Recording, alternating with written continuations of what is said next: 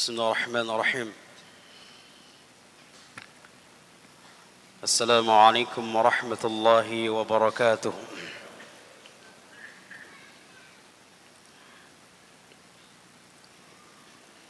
إن الحمد لله نحمده ونستعينه ونستغفره ونعوذ بالله من شرور أنفسنا وسيئات أعمالنا. من يهده الله فلا مضل له ومن يضلله فلا هادي له. أشهد أن لا إله إلا الله وحده لا شريك له وأشهد أن محمدًا عبده ورسوله وحبيبه وخليله ولا نبي ولا رسول بعده. يا أيها الذين آمنوا اتقوا الله حق تقاته ولا تموتن إلا وأنتم مسلمون.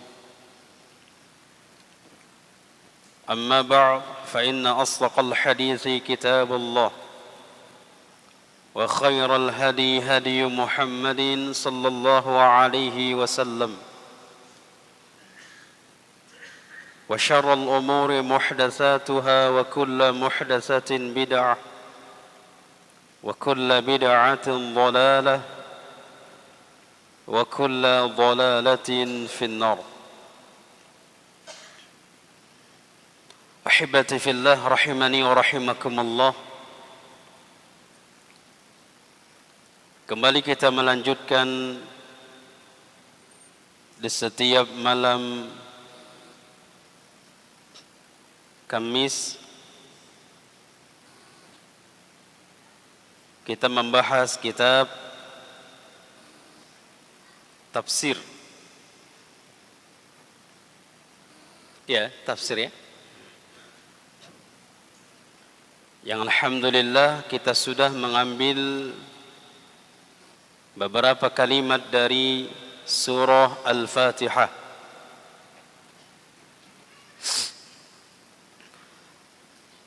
Sebagaimana kita sampaikan pada pertemuan yang lalu, surah Al-Fatihah sebagian ulama memasukkan Bismillahirrahmanirrahim. Basmalah adalah termasuk bagian dari surah Al-Fatihah. Dan sebagian ulama tidak memasukkan bismillah di dalam bagian dari surah Al-Fatihah. Karena surah Al-Fatihah dimulai dengan Alhamdulillah. Sebagaimana hadis qasamtus salah. Kata Allah di dalam hadis kursi, aku membagi salat. Qasamtus salah, aku telah membagi salat. Salat di sini dikatakan oleh para ulama artinya adalah surah Al-Fatihah.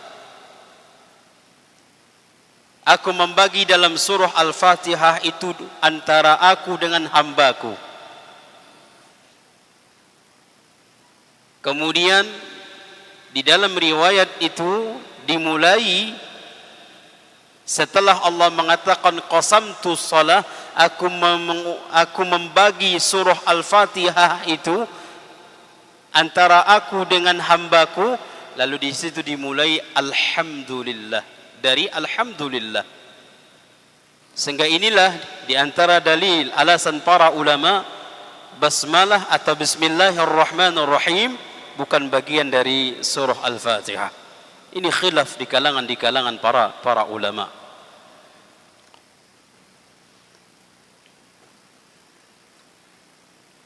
Akan tetapi ahibati fillah, para ulama sering mengingatkan kepada kita untuk mengawali dari seluruh aktivitas kita atau pekerjaan kita hendaknya dengan basmalah, bismillah. Dikatakan oleh diantaranya Syekh Utsaimin, kalimat bismillah boleh hanya sebatas bismillah atau boleh dilanjutkan sempurna bismillahirrahmanirrahim. Kalimat bismillah boleh hanya sebatas bismillah dan boleh juga dilanjutkan bismillahirrahmanirrahim. Makanya di para ulama mengatakan tatkala kita memulai aktivitas kita atau pekerjaan kita dengan bismillah, berarti kita meminta di situ keberkahan. Ketika kita memakan, bismillah,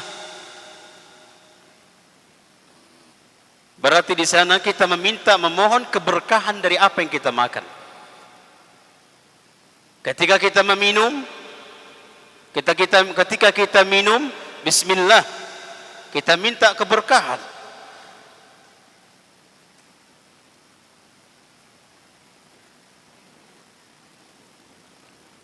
Demikian juga kegiatan-kegiatan lainnya. Makanya disebutkan di dalam riwayat, sesuatu yang tidak dimulai dengan zikrullah, maka pekerjaan itu akan terputus berkahnya. Pekerjaan tersebut akan putus berkahnya.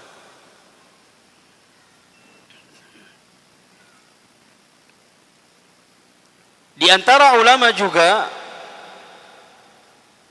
ada mengartikan bismillah. Bismillah apa artinya?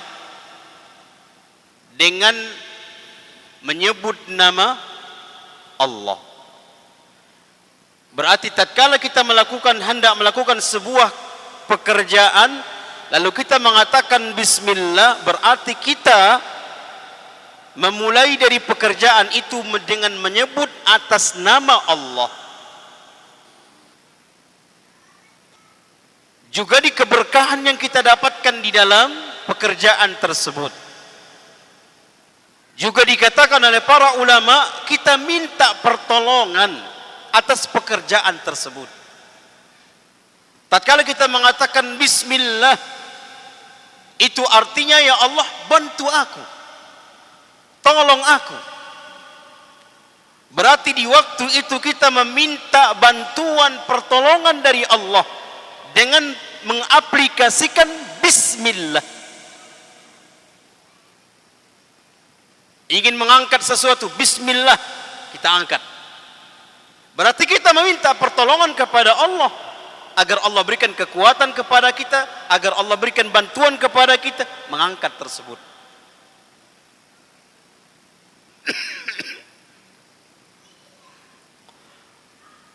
Apalagi kalau seandainya urusan yang kita urus sulit, maka ketika kita memulainya kita katakan bismillah. Arti bismillah di situ huruf ba, bismillah huruf ba di sana isti'anah, untuk memohon bantuan dan pertolongan dari Allah. Maka banyak lagi makna dari bismillah.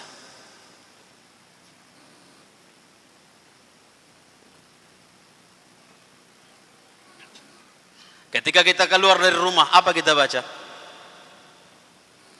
Bismillah, bismillahi tawakkaltu 'ala Allahi la haula wala quwwata illa billah. Berarti kita tawakal. Berarti kita keluar itu menyebut atas nama Allah. Berarti kita keluar itu memohon pertolongan. Mengapain kita keluar? Apa yang kita cari? Rizki. Berarti kita minta pertolongan kepada Allah, rizki. Bahkan subhanallah, kita juga minta pertolongan kepada Allah, kita juga kita bertawakal juga kepada Allah. Apa yang terjadi di sana Allah tolong. Kita tidak tahu di jalan bagaimana. Berapa banyak orang begitu keluar dari rumah, pulang lagi ke rumah sudah ambulan. Banyak. Bahkan subhanallah, yang lebih dahsyat lagi, kita mohon kepada Allah dengan kita membaca bismillahi tawakkaltu 'alallah, yakin, masukkan ke dalam hati kita. Bismillahi tawakkaltu 'alallah, la haula wala quwwata illa billah. Kita juga minta pertolongan kepada Allah agar dihindarkan, agar dijaga dari maksiat, dijaga dari dosa.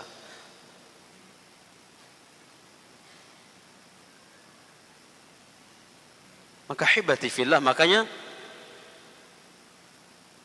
ketika seseorang keluar dari rumah, maka tidak akan bisa diganggu oleh syaitan, karena dijaga oleh Allah.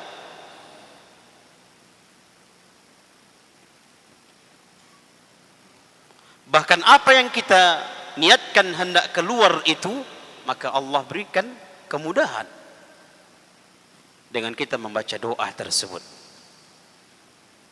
Maka hibati fillah, hendaknya jangan pernah kita lupakan dengan menyebut bismillah.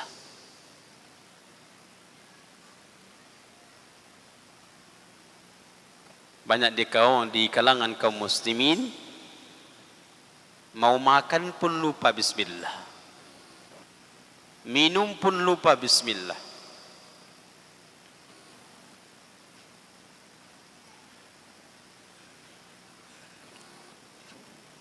Baik.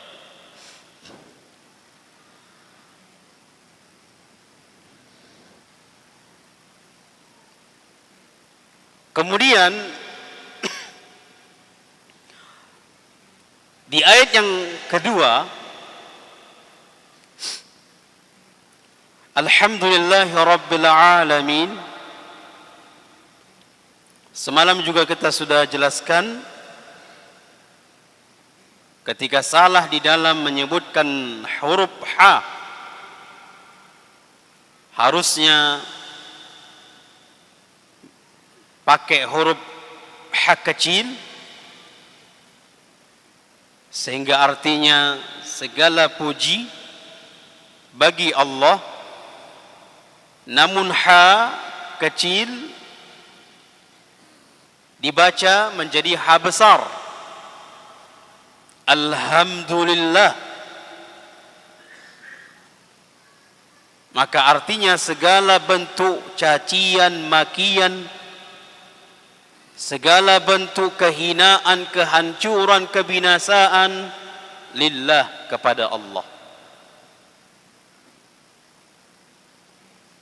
Satu huruf yang salah di dalam membaca, maka salah makna, sehingga artinya pun na'udzubillah. Tujuan kita ingin memuji Allah, yang terjadi malah mencaci Allah. Rabbil alamin, Rabbi.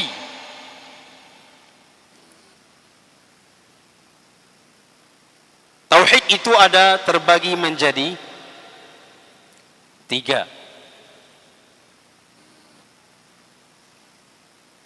Apa dalilnya?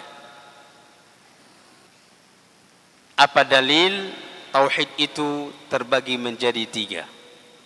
Surah Al-Fatihah.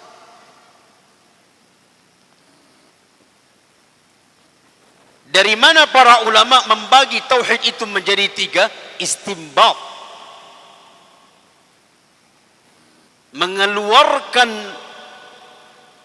makna intisari atau mengeluarkan hukum, mengeluarkan hasil dari ayat-ayat. Di dalam surah Al-Fatihah di situ dijelaskan 3 tauhid.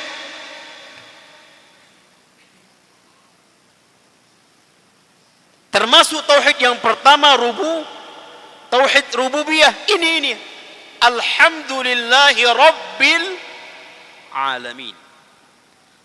Ini dalil tauhid rububiyah. Rabbil alamin. Rabbi.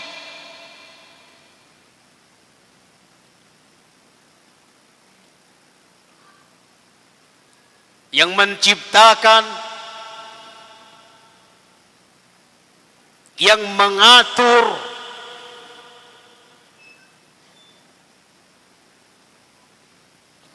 apa lagi? Itu Rabbi.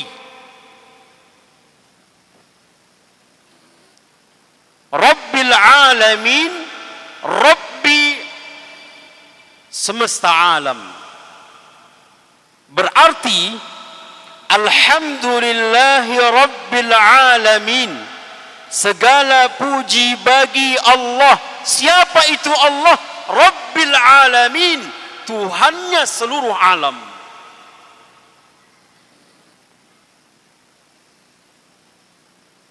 Apa itu alam? Siwallah, selain Allah alam. Langit siapa Tuhannya? Allah. Bumi siapa Tuhannya? Allah. Angin siapa Tuhannya? Allah. Air siapa Tuhannya? Allah. Gunung-gunung siapa Tuhannya? Allah. Ikan-ikan siapa Tuhannya? Allah. Semua binatang, semua hewan, siapa Tuhan mereka? Allah. Batu-batuan, pasir-pasir, seluruhnya. Ketika kita mengatakan alhamdulillah, segala puji bagi Allah. Siapa itu Allah? Rabbil alamin, Tuhannya seluruh alam. Jin, manusia, siapa Tuhannya? Allah.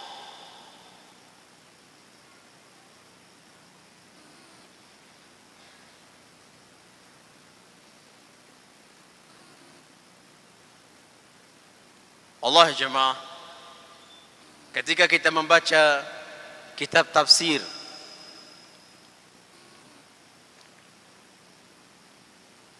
wa ma khalaqtul jinna wal insa illa liya'budun.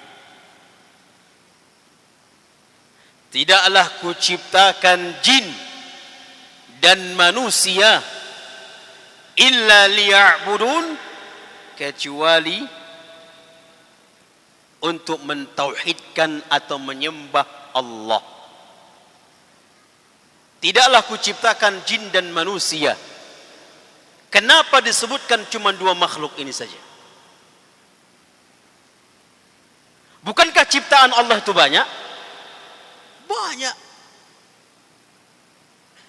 Ikan misalnya, berapa jenis ikan? Hah? Apa? Jantan betina. Ikan teri saja berapa jumlahnya sudah? Ikan teri ya? Ikan teri apa namanya? Jumlah ikan, subhanallah, jenisnya lagi luar biasa. Wa ma khalaqtul jinna wal insa illa liya'budun. Tidaklah kuciptakan jin dan manusia kecuali untuk mentauhidkan Allah, beribadah kepada Allah.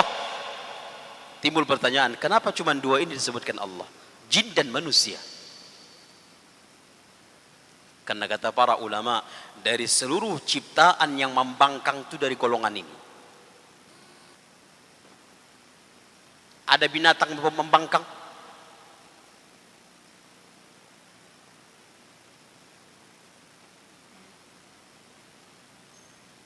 Angin patuh atau tidak? Patuh jemaah.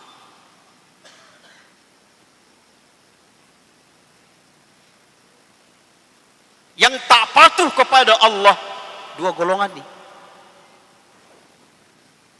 Jin dan golongan manusia. Hewan-hewan patuh. Gunung-gunung patuh. Awan patuh.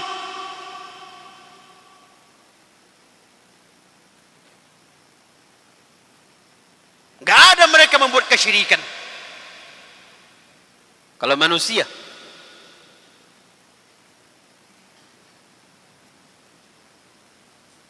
subhanallah.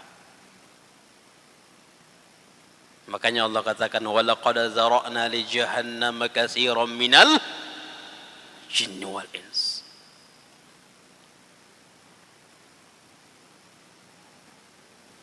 Yang mengisi neraka itu dari golongan apa? Jin dan manusia.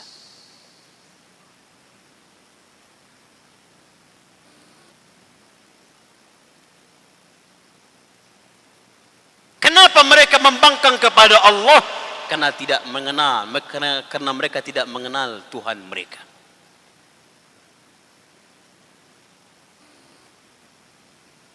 Subhanallah. Padahal sudah jelas.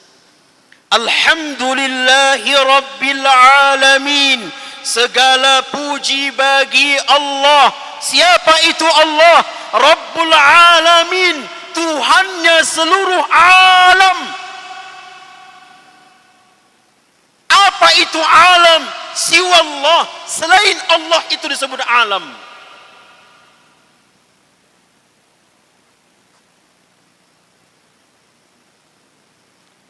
Berarti kita ini subhanallah, ciptaan Allah, hamba Allah. Apa alasan kita untuk membangkang dari perintah-perintahnya?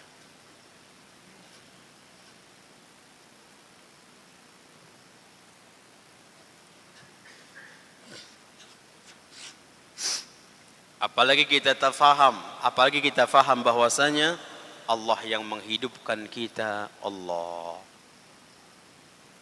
Makanya di dalam kitab Al-Usul As-Salasah, siapa pengarangnya? Naam, Syekh Muhammad bin Abdul Wahab. Wahabi.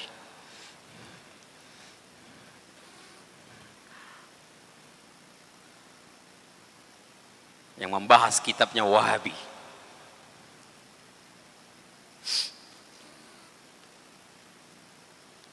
Padahal demi Allah, kalau benar-benar mereka membaca kitabnya Muhammad bin Abdul Wahab, semuanya dalil. Qala Allah, qala Rasul. Qala Allah, qala Rasul. Namun karena tidak kenal siapa Muhammad bin Abdul Wahab, maka dituduh macam-macam.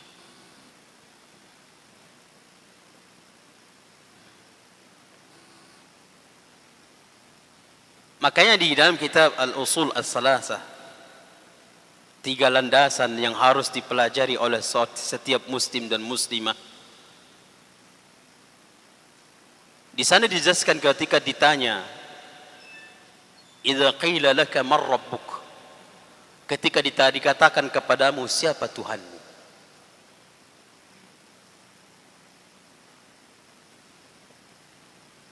qul Rabbi Allah alladhi yurabbi wa rabbal jami'al alamin.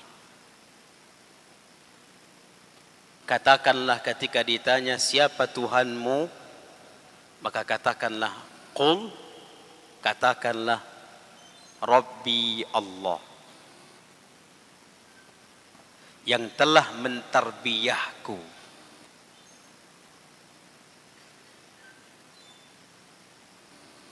Apa itu tarbiyah? Tarbiyah menjaga, mendidik, mengayomi. Tarbiyatul aulad, misalnya mendidik anak-anak, mengayomi mereka, menjaga mereka. Siapa yang mau membesarkan, mendidik lagi?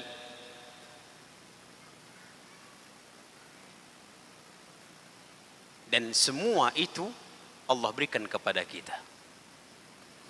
Mulai dari menciptakan kita, membesarkan kita, menjaga kita. Subhanallah. Apalagi dia menjadikan kita orang-orang yang berada di atas agamanya, tunduk kepadanya. Subhanallah. Ini kebaikan-kebaikan yang Allah berikan kepada kita.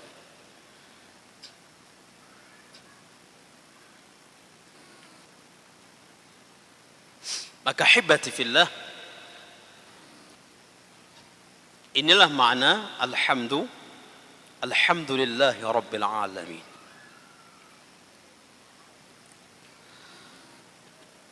Kemudian Allah Subhanahu wa taala mengatakan, sudah isya jemaah? Belum. Kemudian Allah Subhanahu wa taala mengatakan Ar-Rahmanir Rahim.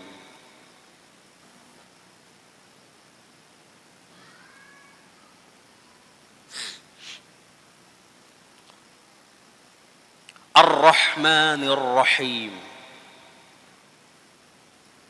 yang maha pengasih dan maha penyayang. Ar-Rahman yang maha pengasih, Ar-Rahim yang maha penyayang.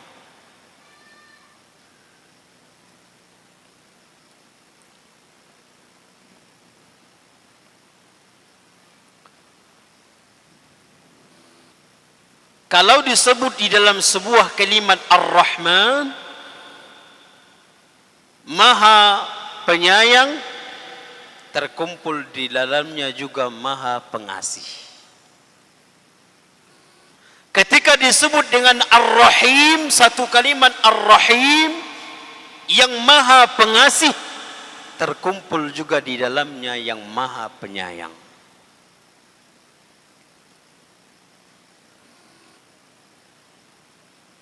Namun kalau ingin dibedakan antara Ar-Rahman dengan Ar-Rahim, yang lebih unggul, yang lebih luas, Ar-Rahim.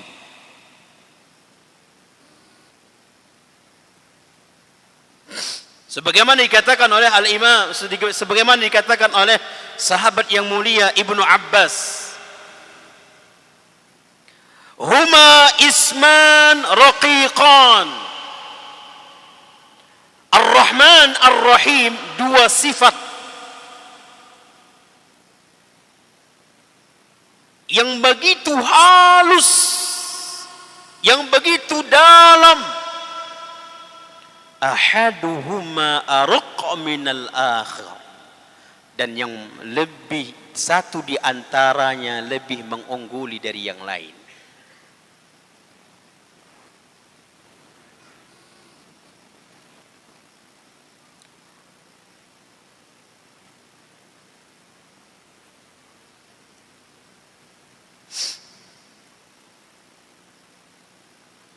Disebutkan di dalam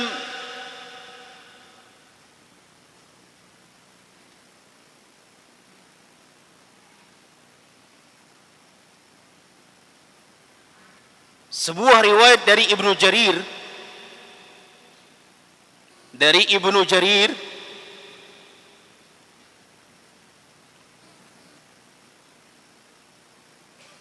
Ar-Rahman Ar-Rahim, qala Ar-Rahman li jami'il khalq.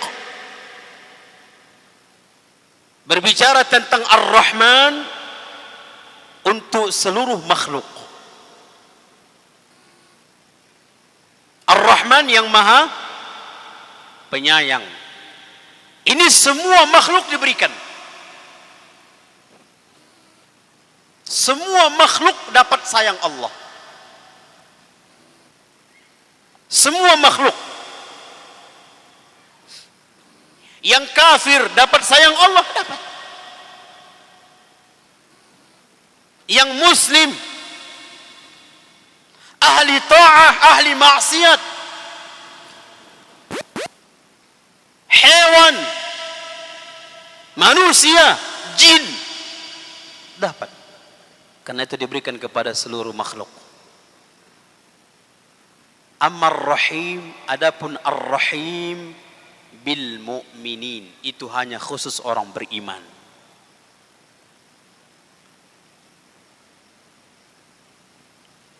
Disayangi, dikasihi, itu hanya orang beriman.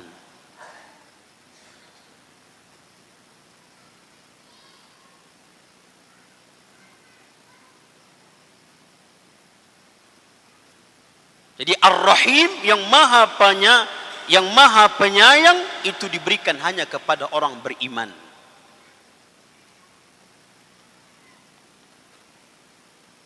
Yang lain tidak. Subhanallah. Sayang Allah itu hanya orang beriman. Kafir Allah enggak sayang. Allah enggak sayang sama mereka.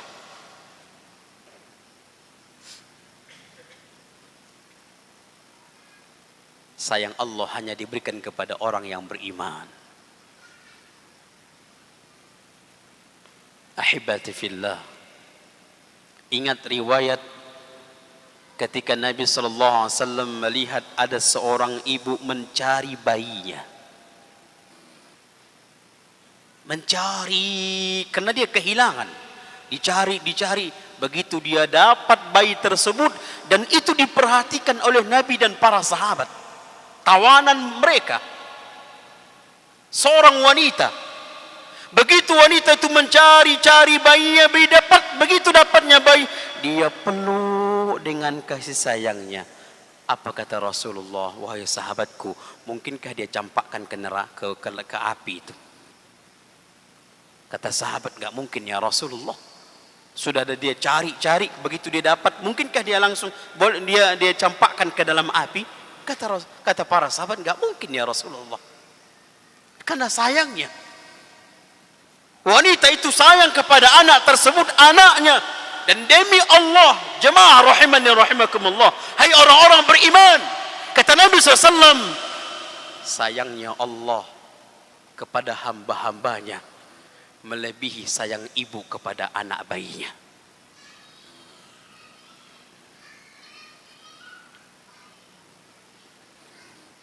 Apakah kita merasakan sayang Allah, jemaah?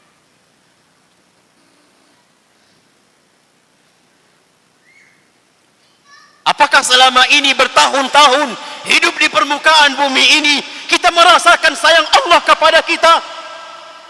Sedangkan sayang Allah kepada hambanya melebihi sayang seorang ibu kepada anaknya yang masih bayi. Apakah selama ini kita merasakan sayangnya Allah? Atau kita tidak merasakan sayang Allah?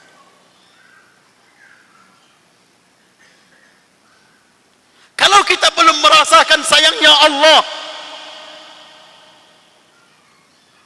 alangkah tertutupnya hati kita, jemaah. Alangkah tertutupnya.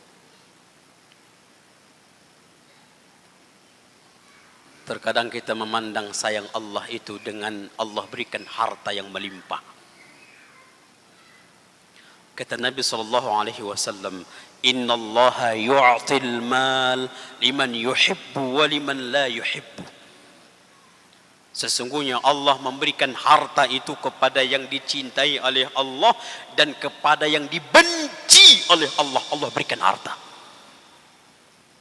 Berarti harta belum tentu bentuk sayang Allah kepadanya. Belum tentu. Jangan-jangan bisa saja itu bisa kalau lupa dirinya kepada Allah, lupa tanggung jawabnya kepada Allah, lupa kewajiban dia kepada Allah, gara-gara usaha, gara-gara harta, demi Allah itu musibah sebenarnya bagi dia, bukan nikmat. Ada orang aktif subhanallah sebelum punya usaha, aktif luar biasa, datang ke masjid, datang pengajian, namun tatkala Allah berikan usaha, tak nampak lagi dia. Maka berkacalah, itu bukan nikmat, bisa saja itu musibah. Menjauhkan dengan usaha itu, dia menjauhkan dirinya dari Allah. Ahibati fillah, pintar-pintarlah kita merasakan sayang Allah kepada kita. Jangan hanya kita sebatas memandang dunia saja bentuk sayang Allah itu. La jamaah, la. Nabi SAW setiap bulannya wajib tidak makan 3 hari dalam setiap bulan. Nabi SAW tidur di atas tikar, sehingga ketika dia bangkit, ketika Umar bin Khattab datang, bangkit Nabi, bekas tikar itu masih ada, menempel pada tubuh Nabi SAW. Sampai Umar mengatakan, wahai Nabi, anta Rasulullah, anta Nabi Allah, engkau tidur di atas tikar seperti ini, sedangkan Raja Romawi, Raja Persia, mereka tidur di atas tempat yang empuk. Engkau Nabi ya Rasulullah. Meneteskan air mata Umar melihat kasihnya, begitu hidupnya kehidupan Nabi SAW. Aisyah radhiyallahu anha mengatakan, Nabi itu subhanallah pernah tidak menghidupkan kompornya 3 bulan lebih. Berarti tidak ada mau dimasak.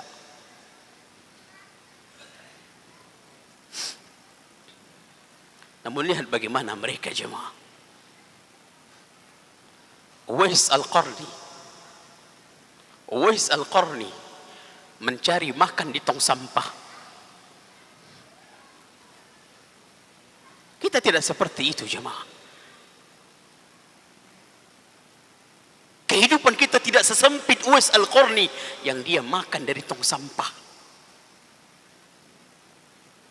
Namun tatkala dia angkat tangannya menggelegar, maka pasti dikabulkan doanya.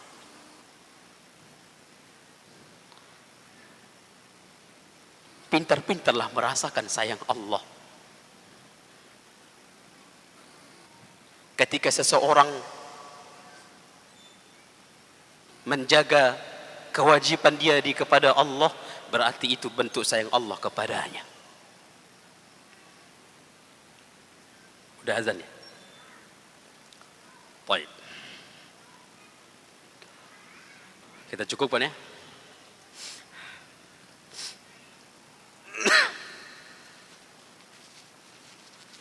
Baik, ini saja jemaah, mudah-mudahan bermanfaat. InsyaAllah akan kita lanjutkan pada pertemuan kapan Allah takdirkan kita bertemu kembali untuk membahas kitab tafsir insyaAllah. Kita tutup dengan doa kafaratul majlis. Subhanakallahumma bihamdika asyhadu an la ilaha illa anta astaghfiruka wa atubu ilaik. Akhiru da'wana alhamdulillah rabbil alamin. Wassalamualaikum warahmatullahi wabarakatuh.